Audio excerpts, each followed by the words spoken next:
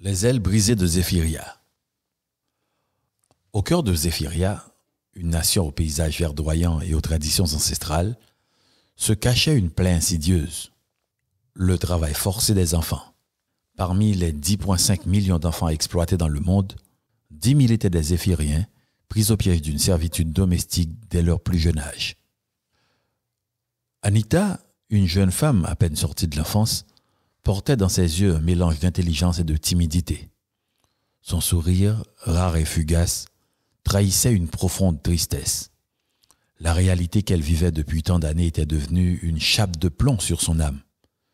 À 6 ans seulement, elle avait été arrachée à l'affection des siens pour être jetée dans l'enfer d'une maisonnée bourgeoise. Née d'une grossesse non désirée et abandonnée par des parents absents, elle n'avait d'autre choix que de subir les longues journées de labeur et d'humiliation.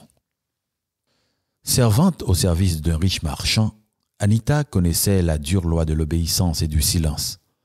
Ses journées étaient rythmées par les tâches ingrates et répétitives, interminables et épuisantes. Sa maîtresse, une aristocrate ratée, la battait pour la moindre erreur. Un coup de pilon, un gifle atterrissant sur son visage sans avertissement, son calvaire n'était pas des moindres. Le sentiment d'impuissance qui l'étreignait était un poison qui rongeait ses rêves et ses aspirations. Après le coucher du soleil, avec amertume, elle ne pouvait que regarder par la fenêtre, à la lueur d'une bougie, les enfants de ses maîtres et leurs petits voisins qui jouaient allègrement.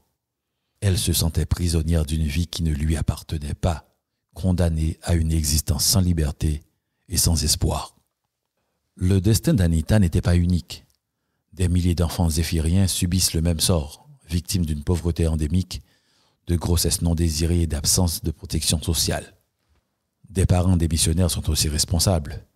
La tradition et la résignation maintenaient cette injustice en place, brisant les ailes de l'enfance et privant les enfants de leur innocence. Le travail des enfants en servitude a des conséquences dévastatrices sur les enfants eux-mêmes et sur la société. Les enfants souffrent de malnutrition, de maladies chroniques, d'un manque d'éducation, de violence et d'abus. Ils sont privés d'un environnement sûr et stable et souffrent de troubles psychologiques. La société en souffre également. La pauvreté chronique entrave le développement économique, la criminalité et l'instabilité sociale augmentent. Ce cercle vicieux est difficile à briser car la pauvreté, les grossesses non désirées et l'absence de protection sociale se nourrissent mutuellement. Mais Anita n'était pas résignée. Son esprit vif et son courage indomptable nourrissaient un rêve de liberté. Après 17 longues années de servitude, elle a saisi une chance improbable. Un mariage arrangé par son ancienne maîtresse, ayant non seulement pour but de l'expulser sous son toit, mais aussi cacher les abus sexuels de son mari, desquels Anita était victime. Ce mariage, bien que loin d'être idéal, lui offrait une porte de sortie. Cependant, la liberté ne se résumait pas à quitter le giron de ses maîtres. Anita a dû affronter de nouveaux défis. Son mari, issu de ce même ilotisme, aigri par la vie et incapable de comprendre ses aspirations, s'est révélé être un tyran. Mais Anita était déterminée à briser les chaînes qui la retenaient. Elle s'est battue contre la tyrannie de son mari.